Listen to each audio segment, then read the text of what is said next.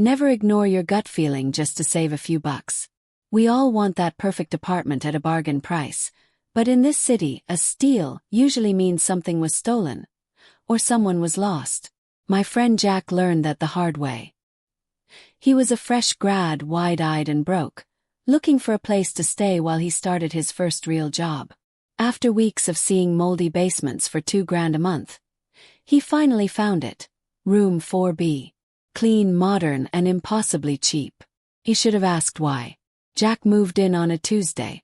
By 11 p.m., he was exhausted, laying in bed scrolling through his phone, playing some mindless mobile game to wind down. Everything was silent until he heard a slow, rhythmic wooden creak coming from the living room. He froze, telling himself it was just the building settling or perhaps a draft hitting an old floorboard. He ignored it and forced himself to sleep. The next morning, he checked every inch of that living room, but the windows were locked tight and the air was perfectly still. There was no reason for anything to be moving, so he brushed it off as first-night jitters and headed to work. Wednesday night was different. Jack couldn't sleep. He just stared at the ceiling, waiting. Exactly at midnight, the sound returned. A heavy, rhythmic creaking like something large was swinging back and forth. A cold shiver crawled down his spine, but exhaustion is a powerful drug, and he eventually drifted into a fitful sleep. By Thursday, Jack looked like a ghost himself, with dark circles under his eyes and hands that shook at his desk.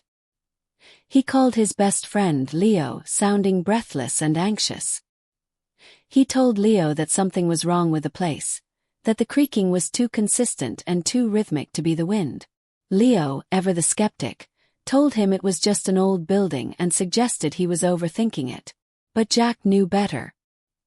He told Leo he was going to find out exactly what it was that night. At 11:50 p.m., Jack sat on the edge of his bed, heart hammering against his ribs, as he started a video call with Leo. He told his friend to just stay on the line and wait for midnight. They sat in a heavy silence until the digital clock flipped to 12 o'clock. Right on cue, the creaking started again. Leo heard it through the phone, a strained, rhythmic sound. He told Jack to go out there and turn the light on.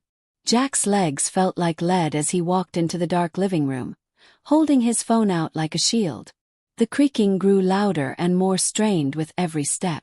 Leo watched through the screen, asking why it was so dark and urging Jack to look up at the ceiling. Jack panned the camera upward, and in the pale moonlight filtering through the curtains, he saw it. A thick, coarse rope tied into a noose, dangling from the center beam. In that moment of pure terror, a voice, raspy and cold, whispered right into Jack's ear. It told him it had lived there for 3 years and asked if he was enjoying the room. Jack's vision went black, and he collapsed before he could even scream. The next morning, Leo was waiting outside the police station when Jack walked out, his face pale as parchment. Jack had gone straight to the landlord to break the lease. At first, the man played dumb, but once Jack mentioned the police, the truth spilled out like a rotting secret. A previous tenant, a woman in her 30s, had been dumped by her fiancé. Heartbroken and alone, she had ended her life right there in the living room. The landlord had found her, cleaned the place up, and put it back on the market within a week just to save his investment. Jack turned to Leo, his voice barely a whisper. He said the worst part wasn't the rope, but the wondering. If he hadn't looked up, would she have just kept swinging there forever? Or was she just waiting for him to finally notice her? So, next time you see a listing that seems too good to be true, remember Jack. Because some cheap apartments come with a roommate you can't kick out.